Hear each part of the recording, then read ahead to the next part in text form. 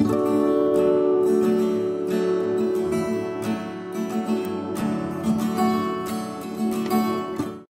everyone, it's Danny. Welcome back to my channel. Today I'm back with another Confessions of a Paper Addict Cutfiles design team layout, and I'm going to be using this stunning fall corner cut file, and I have cut it twice, as you can see here, just on plain white cardstock. I'm going to be scrapping a large photo. This is a photo we took in Stanthorpe quite a few years ago now. We were down there during the winter for, we were just passing through, but we stopped at this park and this tree was just in gorgeous, gorgeous autumnal foliage. So I'm going to colour my cut file, and you got to see me just spill gold paint absolutely everywhere there. But I'm just taking a gold acrylic paint, a metallic finish, and I'm just using a cheap disposable makeup wedge to sponge that onto my cut file. Now for my mat there, I have a Kaisercraft template packet. The template's out of there, but I keep it with the kind of cardboard insert because I just find these so handy to use as mixed media, like messy mats, I guess, because the insert gives it structure and they clean up really easily, and then I can store them easily as well. So there you go. I did that to both of the cut files that I cut, and now I'm going through my kit that I have put together here. This is my kind of like more, I guess, subdued kind of, it's not really autumn themed, it's just those colors that I like for autumn. So I pulled out this background. This is from a Simple Stories I Am collection, one of the older ones, and it's a cream and just black dots, and it kind of, I don't know, I just like the muted colors of it, and it's not too busy, but it's a pattern paper background like I like. Okay, I'm going through now and just matting my photo. This is a 8x10. It's a big photo. I saw Melinda Sweetman do a very similar layout to this a little while ago. It used a big photo, and it was a very similar photo as well of a tree in autumn foliage, and it was just a stunning photo. I'm going to do quite a few of the techniques she did in that layout on this one. I haven't gone back and looked at that layout specifically because I don't want it to turn out exactly the same, but I'm using the same sort of techniques, using a large photo, and I do use the splattering technique that she used on hers, which when she put a lot of her splatters onto the photo, which I just loved. It was such a beautiful technique, so I am stealing that from her for this layout. Okay, I'm going to back my cut file. I am using that olive green, I'm using that soft peachy pink, and it's almost on the orange side, that pink, and another slightly lighter green with some floral in it. And then I'll back all the acorns in a darker wood grain. So I'm just going through with my liquid adhesive. I'm putting glue all around the edge of the leaf and then down the spines of the leaf veins, but not on the little spidery bits that come out the side, if that makes sense. So I kind of want some of the edges to lift up. I was deliberately haphazard about gluing down my paper. I didn't glue it all the way around. I want some pieces to lift up. The cut file's kind of, it's not flat anymore anyway because of the mixed media, so I kind of want to, I want those leaves to be a bit dimensional. So there we go, all backed. And just those really muted, soft colours that I love to use for, it was actually winter, but I feel like it's kind of more like an autumn layout because of the leaves on the tree. So next I'm taking this, again, very soft peachy pink. It's like a gingham print, and I'm just going to tear the edges of that and layer it top and bottom of my photo.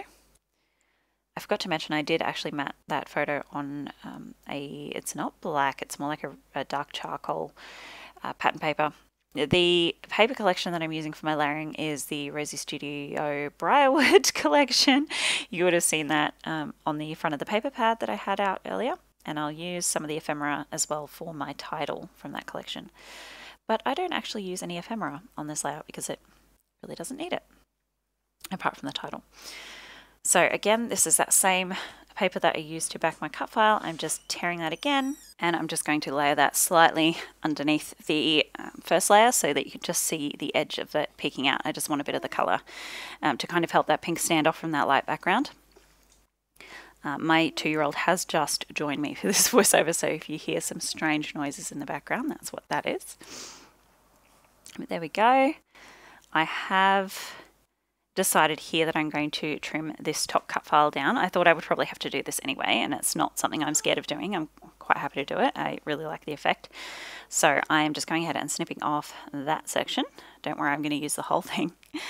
I'm just layering it nicely above the top of my photo there. And then this bit I'm just going to snip into pieces until I can fill in all the kind of awkward gaps. So there we go. That. And then I'm going to stick down my entire photo mat, which was kind of a mistake, as you will see coming up, because I forgot about something. But that's near the end of the layout, and I decided to leave that in because I wanted to show you that, yeah, sometimes we can fix the things the mistakes we make.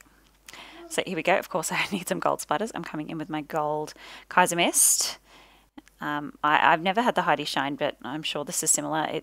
I love it. I don't have any issues with it. So I'm just splattering that all kind of around the edges of my photo mat, and I'm making sure to get it onto the photo. I really like the effect of that, especially with this kind of scenery photo. So I'm not worried about covering up anyone's face with splatters. So I've gone ahead and glued my cut file down. I've just popped glue down at the base and the sort of middle stems of the leaves. I don't want the tips of the leaves to lay flat. I want them to lift up and create lots of lovely dimension. So here I'm just layering those cut off leaves to I want them to kind of fade off into the edge like that. This cluster I will pop down in this corner here, and I'll pop in the little acorn just in there. And then I have cut off another section, just the very edge of one of those leaves, and I'm just going to fill in that tiny awkward gap there. Now this is the Liquitex acrylic ink in copper, might be bright copper. It's a very reddish orange coppery color. It's really pretty. Just changing paintbrushes there. It's almost the exact same color as that tree, just a little bit richer. So I'm splattering that all over the place, all over my leaves, all over the photo. I didn't want to use the gold on top of the leaves because I've already used that gold acrylic paint for the cut file, but yeah, I splattered that stuff all over the place, the copper. It's really pretty. So now I've pulled out a couple of labels. I pulled out this long rectangular one, and then I do pull out this little circle one. So this one's just going to tuck in at the bottom here. I just cut the top off so it would tuck in easily, and I'm just going to pop my journaling in. So this just says my favorite thing about Stanthorpe is the proper seasonal foliage, so, or something like that. Because I live in southeast Queensland, it's subtropical here. We don't really get an autumn or a winter. The leaves don't change. I don't think I even wore a jumper last winter. But when you travel down to Stanthorpe, it's a totally different microclimate, and it gets cold there. It snows there sometimes, and they get a proper autumn. So yeah, that's a treat for us. I just popped the date in on that label there and tucked it up the top. And now I'm going through and picking out my title. So the ephemera pack from this Rosie Studio collection has this beautiful and the days. So I'm going to pop that in. And then I pulled out my little box full of die cut alphas that I made myself. And I've got this wood grain. I thought this would be perfect. And I started to spell out autumn. And then I remembered that it was actually winter. It was in June. So I've spelled out winter there. I'm just going to kind of stagger those wood grain letters to fit in between all the flourishes on the cursive fonts, and I really like mixing a block font like this with cursive fonts. It's very pleasing to the eye. So there we go. And that beautiful is gold foiled, which certainly doesn't hurt on this layout. So I pulled out some sequins here, which you just got to see me spill everywhere like a total idiot. And those are, I've had those for ages. I think they're Planners Anonymous. A friend gave them to me. Anyway, they're all browns and sort of coppers, and there's a couple of golds in there. So yeah, they're perfect colours for this layout. I'm just going to sprinkle those around in groups of 3. A couple around my title, a few down in the corner here, and then I do a couple of clusters over around the other side of that tree as well. And that should be my layout just about finished. I'm trimming off the edges of my cut file that are hanging over, and this is the point where I realized that I've covered up the one part of that cut apart sheet that I wanted, which is that camera card. I really wanted that. So I'm going to try and salvage that. And I do manage it. So I've used ATG, which does stick down pretty well, but I've found that if you peel really carefully, you can get things up off of it. So I'm just taking my scissors and really, really carefully sliding them underneath and snipping with teeny tiny little snipping motions. And I was really scared that I was going to ruin the photo on the other side, but it ends up being fine.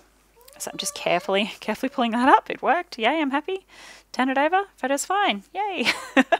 It's a miracle. Really, as I was doing it, I thought, oh, I might ruin this, but you know, you can always make it again. So now I'm just going to show you what I did to kind of fix the rough back of this photo, because I don't want it catching on other layouts or the page protector when I'm popping it in.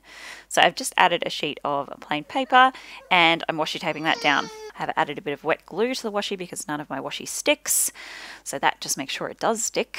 And we're done. Here come the close-ups. Thank you so much for joining me. Don't forget to check out the Confessions of a Paper Addict Cutfiles shop. Link is in the description box, and I'll see you in my next video. Bye guys!